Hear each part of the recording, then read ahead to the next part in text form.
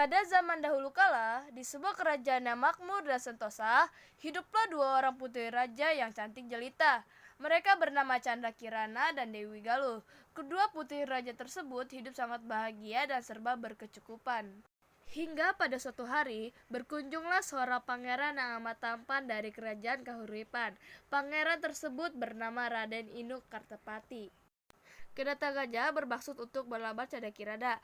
Kunjungan Raden Inu Kartapati sangat disambut baik oleh Raja Kertamarta, dan akhirnya Candra Kirana ditunangkan oleh Raden Inu Kartapati. Namun, pertunangan itu ternyata membuat Dewi Galuh merasa iri karena merasa kalau Raden Inu Kartapati lebih cocok untuk dirinya.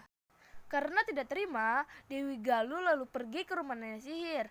Dia memohon bantuan agar nenek sihir itu mengutuk Candra Kirana menjadi sesuatu yang menjijikan dan dijauhkan dari Raden Inu Kartapati. Nenek sihir itu pun menuruti permintaan Dewi Galuh dan mengutuk Candra Kirana menjadi keong emas lalu membuangnya ke sungai. Suatu hari, seorang nenek yang baik hati sedang mencari ikan dengan jala, dan keong emas pun tersangkut dalam jalanya tersebut. Keong emas itu pun kemudian dibawanya pulang dan diletakkan di atas tempayan. Keesokan harinya, nenek itu mencari ikan lagi di sungai, tetapi tak kunjung mendapatkan seekor ikan. Lalu, nenek tersebut memutuskan untuk pulang saja. Namun, sesampainya di rumah ia sangat kaget karena di atas meja sudah tersedia masakan yang terlihat sangat enak. Si nenek kemudian bertanya-tanya pada dirinya sendiri, siapa geraga yang memasak masakan itu? Kejadian itu terus berulang setiap harinya. Karena penasaran, keesokan paginya nenek ingin mengintip apa yang terjadi pada saat dia pergi mencari ikan. Nenek itu lalu berpura-pura pergi ke sungai untuk mencari ikan seperti biasanya. Ia pun pergi ke belakang rumah untuk mengintip. Sang nenek sangat terkejut karena melihat seorang gadis yang cantik. Karena penasaran, nenek tersebut lalu memberanikan diri untuk menegur putri yang cantik itu. Siapakah kamu ini, putri cantik, dan dari mana asalmu? Tanya si nenek. Aku adalah putri dari kerajaan Daha yang disihir, menjadi keong emas oleh nenek sihir utusan saudaraku karena mereka iri kepadaku. Kata keong emas. Sementara itu, Raden Inu tidak mau diam saja ketika tahu bahwa Candra Kirana yang menghilang. Ia pun mencari dengan menyamar menjadi rakyat biasa.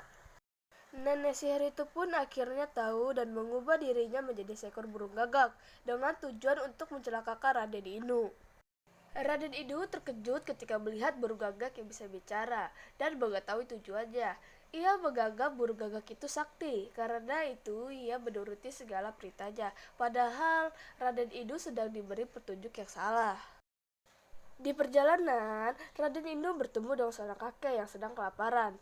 Kakak itu kemudian ia beri makan. Ternyata kakak itu adalah seorang yang sakti dan baik hati. Ia menolong Raden Inu dari burung gagak itu. Kakak itu memukul burung gagak itu dengan tongkatnya, dan burung gagak itu tiba-tiba berubah menjadi asap. Akhirnya, Raden Inu diberitahu di mana keberadaan Candra Kirana dan dimintanya Raden Inu untuk segera pergi ke desa Dadapan. Setelah berjalan berhari-hari, sampailah ia ke desa Dadapan. Ia menghampiri sebuah gubuk yang dilihatnya untuk meminta seteguk air, karena pembekalannya sudah habis. Alangkah terkejutnya Raden Inu ketika dari balik jendela ia melihat Candra Kirana sedang memasak.